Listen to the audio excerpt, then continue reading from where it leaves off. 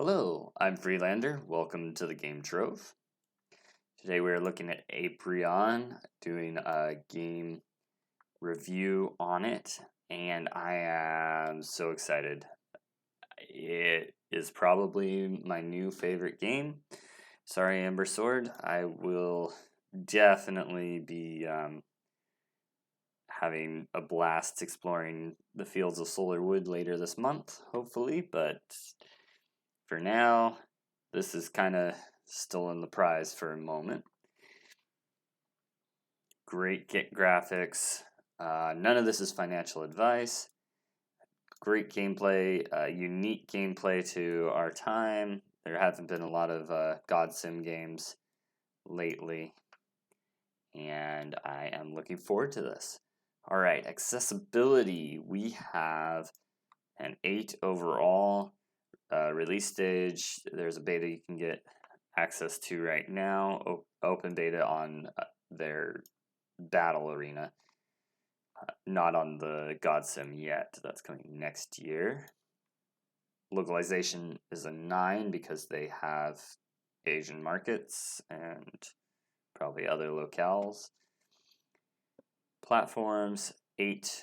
They are going to be on mobile and PC, so I would have given them a 9, except there's a heavy download, so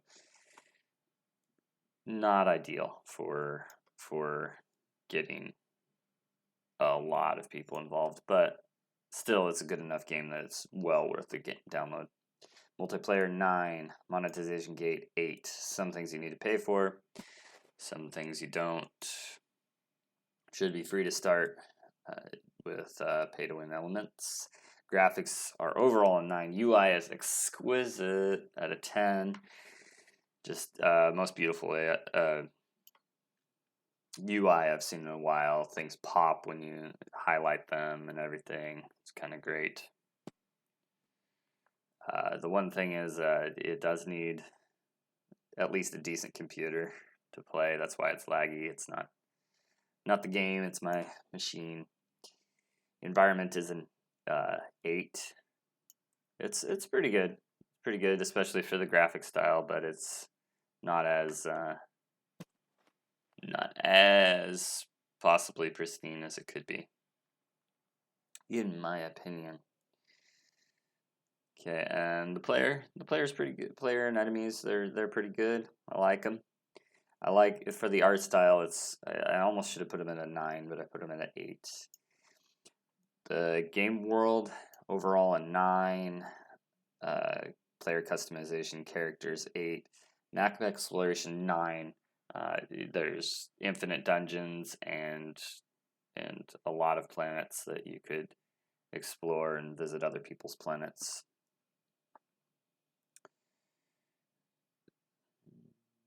Player impact on the story is very, very high. You can either be benevolent or wrathful, and your planet will go more hellish or more Hevonic, I guess is how you would put it. Gameplay 9.5. Love it. UI is a 9. Very, very intuitive. Good controls. It is somewhat pay to win because of the NFTs do have effect on your gameplay, but I don't see that as a particularly bad thing, as you could always resell those after you're done playing with them, and you can get a free planet, especially once they implement guilds, so to play with, and you can rent other people's NFTs. So really cool. Difficulty 9. Learning curve and casual playthrough, no trouble at all. Should be pretty simple. Top level 8. I think it'll be very intricate, but I don't think it'll be like League of Legends that high of skill. It'll be very skilled, but and maybe more intricate because of the loadouts of all the apostles you can get. Core loops 9, initial fun 10, replayability 9, and that's a guesswork on my part because I'm not sure how varied the civilization builder is going to be. If it's very, like, I don't think I'd give any game a 10 per se, because a 10 would be like, I don't need to play any other game the rest of my life. But I don't think anything's going to do that because I like variety too much. Maybe a metaverse that has all the different games in it. So metaverses, I'm toying with the idea of starting to review metaverses, not just individual games. Metaverses are slightly different, but can share a lot of the same elements. But I would have to do some different categories in there. Uniqueness is a 10. There hasn't been a God game for 20 years, at least not a great one. And this also has the MOBA, so really excited about that. Moving on, tokenomics. I think in the future they'll be good, but right now they're an 8. Use case is 9. Buy sell tax. I don't think there's one, but I didn't. But I put it at an 8 because I'm not totally sure. I don't think there's a buy sell tax though. I'm not even sure they've listed their coin is actually out because they're trying to come up with a good way of doing getting it out there initially. Probably worried about the SEC, so they're trying to distribute them initially. I like how the guys he defeated pop up. It's pretty cool. Okay. Circulating supply versus max supply.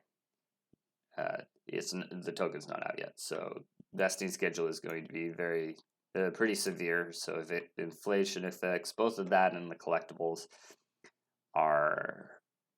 it depends on which NFTs, but certain NFTs are going to be inflationary, and the token will be inflationary for the first couple of years. I think the vesting schedule is something like 4 years, maybe just 3, something like 30 to 40 months. All this is off their white paper, which is quite extensive. You can go to Apeiron at ApeirionNFT.com, I believe. But Apeiron NFT, do a search and you'll come up with it. Supply of collectibles. Their initial 4,000 planets and 11,000 stars are capped, so that's good. Fossils and breeding new planets is going to be a thing, so there'll be some inflation there, along with weapons and other things. But I think it's a really good system. The collectibles, 9 overall. Type 10. I really like all the different things they have. They have basically all the different types of collectibles you can have. I'm not sure about player profiles, but they have cosmetics. Quality of the collectibles, I put a 9, and the reason I marked them down is because I'm not sure collectors will really want the first of them with this game or not. I don't know how valuable those will be in the future. The higher tier ones will probably do really well, but the lower tier ones you might be able to breed them too much to get similar ones, even though they're not Genesis.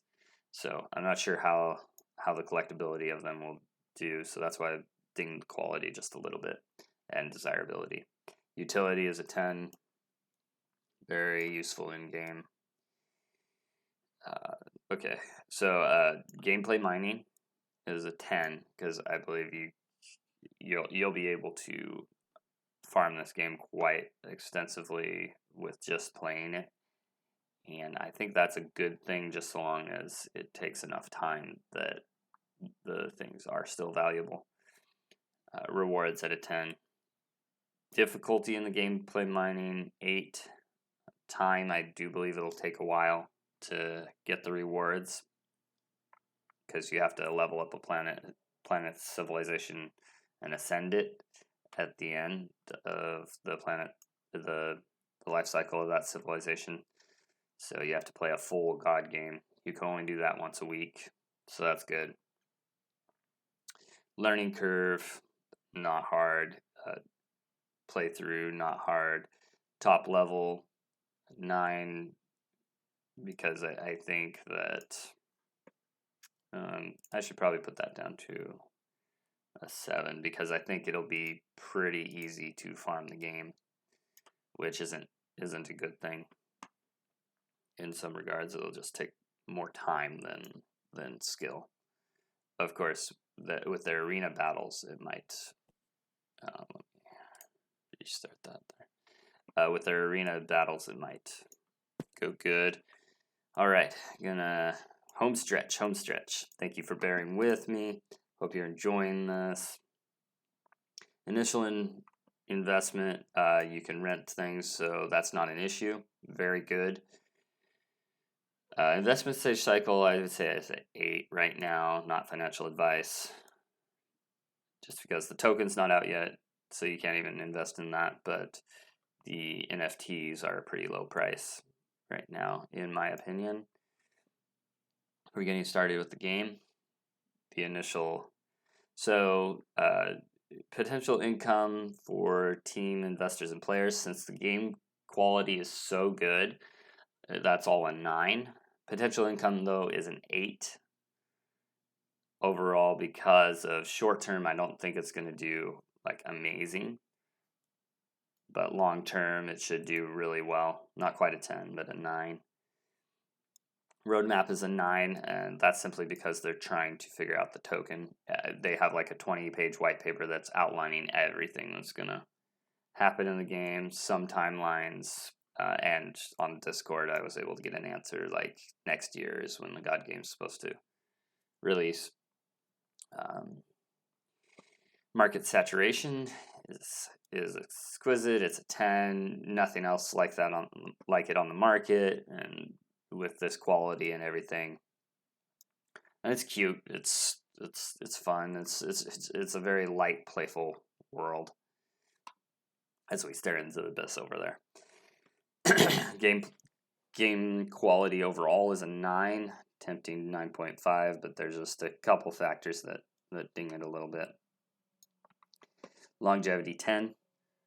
Team 8, just because I don't know very much about them. I think they're out of Asia. The reason why I put them this high while not knowing them is because they've been working on this since 2015. So that shows some determination and just the quality of what they built, and the thoughtfulness in their tokenomics and everything that they've laid out.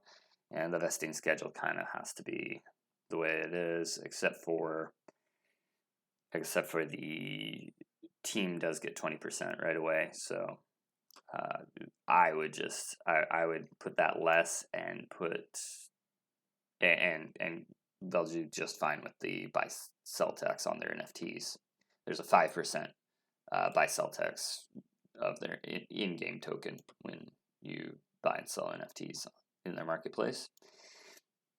Network effects are an 8, just because the crypto community is waking up to this. I think then network effects will be really good, given the quality and uniqueness of the game. And yeah, so overall market viability, I give a 9. I do think it will make it to market, not financial advice, and I do think that it will do well post-market. So super excited. Thank you for bearing with me, and I hope you found this informative and useful. All right, I will see you next time. Game Trove out.